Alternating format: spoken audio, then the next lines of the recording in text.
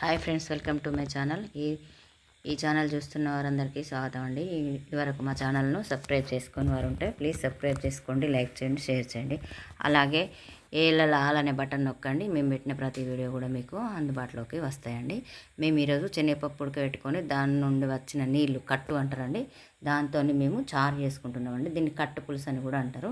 ఇలా మనం శనగపప్పు కూర వండుకోవడానికి కానీ, బూరెలు చేసుకోవడానికి కానీ, పునుకులు చేసుకోవడానికి మనం ఉడకబెట్టుకున్నప్పుడు దానిలో ఉన్న నీళ్ళను వేస్ట్గా పడేయకుండా మనం దాన్ని పంపి దీనిలో వేడిగా ఉన్నప్పుడు కొంచెం దాని సైజు అంటే మనం పులుపుకి సరిపోను, మనకి దానిలో వెళ్ళిన వాటర్ని సరిపోను మనం కొంచెం చింతపండుని వేసుకొని ఆ వేడి దానిలో ఒక 5 నిమిషాలు పక్కన ఉంచుకోవాలండి. చల్లారిన తర్వాత మనం దానిలోకి ఒక 2-3 పచ్చిమిరపకాయలు, అలాగే జీలకర్ర, ఆవాలు, ఉల్లిగడ్డ, ఎల్లిగడ్డ అన్నీ వేసుకొని మనం ఇలా పోపు వేసుకోవాలండి. జీలకర్ర, ఆవాలు, కల్యమాకు, ఉల్లిగడ్డ, పచ్చిమిరపకాయలు అన్నీ వేసుకొని ముందుగా కోసి పెట్టుకొని అవి పోపు వేసుకోవాలండి. ఆ పోపులో వేసుకున్న తర్వాత ఇవన్నీ గోలిన తర్వాత దానిలో మనము అలాగే కొంచెం పచ్చిమిరపకాయలు సరిపోకపోతే కొంచెం ఉప్పు, కారం ఇవి కూడా వేసుకొని కలుపుకోవాలండి. పోపులో కారం వేసుకుంటే కొంచెం మంచిగా ఉంటుంది.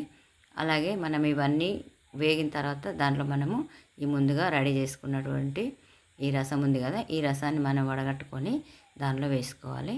మనం రుచికి సరిపోను పసుపు, మన కలర్కి సరిపోను పసుపు, కారం, కొత్తిమీర పొడి, గరం మసాలా ఇవన్నీ మనం ఏవి మనకు నచ్చినవి అన్నీ వేసుకోవచ్చు. కొంచెం అల్లం వెల్లిపాయ పేస్ట్ కూడా తీసుకుంటున్నానండి. వట్టి ఎల్లిపాయలు కూడా మనము వేసుకోవచ్చు. నేను అల్లం వెల్లిపాయ పేస్ట్ మాత్రం తీసుకున్నా.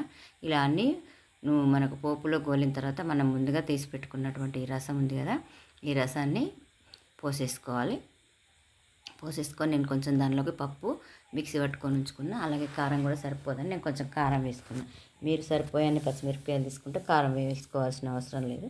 కొంచెం కల్లిమాకు కూడా వేసుకున్నా. నేను మెంతి పొడిని కూడా వేసుకున్నా. నాకు మెంతి లేదు, అందుకే మెంతి పొడి, కొత్తిమీర పొడి అన్నీ వేసుకొని ఇలా అన్ని పోపులో మంచిగా నూనెలో ఉడకనియాలి. ఉడికిన తర్వాత మనము ఈ పులుసు అనేది పక్కన తీసి పెట్టుకున్నాం కదా, దానిలో కట్టు నీళ్ళల్లో చింతపండు వేసి పిసికి పెట్టుకోవాలి. ఇలా పిసుకొని దానిలోకి మనము వడగట్టుకొని పోసుకోవాలండి. అంతే పోసుకొని నేను దానికి కొంచెం శనగపప్పును మిక్సీ పట్టుకున్న దాన్ని కొంచెం తీసి పక్కన పెట్టుకున్నా.